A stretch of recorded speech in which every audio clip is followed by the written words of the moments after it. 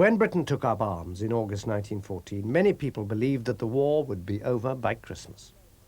Almost alone among the government, the new Secretary of State for War, Field Marshal Lord Kitchener of Khartoum, predicted that the fighting would be long and costly. He believed that victory could not be achieved in under 3 years, or without a British army numbering at least 3 million men. Kitchener set out to obtain the men he needed for his new armies by calling for volunteers. The response was overwhelming. By the end of August, enlistments were running at 30,000 a day, a figure equivalent to the yearly intake of recruits in peacetime.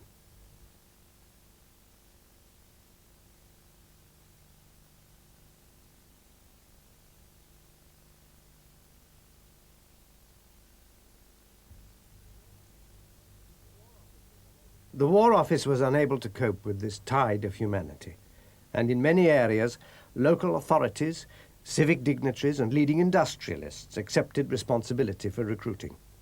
In return, Kitchener promised that men who enlisted together would serve together.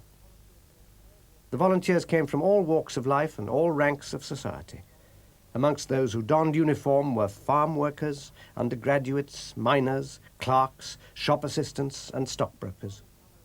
A strong camaraderie developed among the volunteers from particular localities, and battalions of pals, footballers, artists, and public school boys were formed.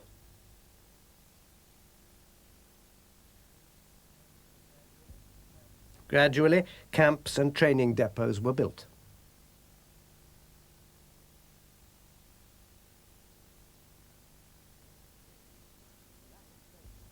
The lack of trained instructors was made good by officers and NCOs transferred from the BEF, from the Indian Army, and from retirement.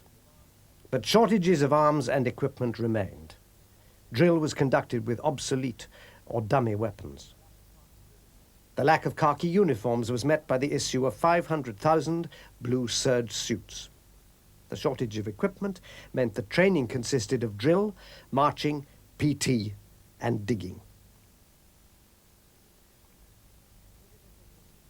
Physical fitness became the pride of the new armies.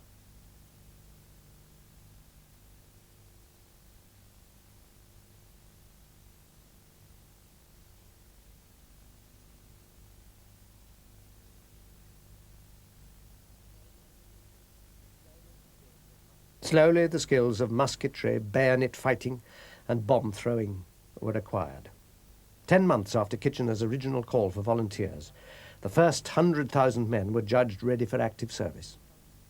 On the Western Front, the Kitchener divisions were blooded at Loos in September in the largest offensive yet mounted by the British Army.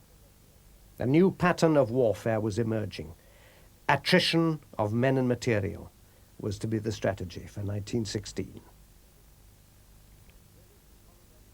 British and Commonwealth reinforcements continued to arrive in France, but the initiative was taken by the Germans in their offensive against the French at Verdun. To relieve the pressure on their ally, the British attacked on the Somme on the 1st of July, 1916. In 4 months of fighting, during which the Allied line crept forward barely 8 miles, the British suffered 500,000 casualties.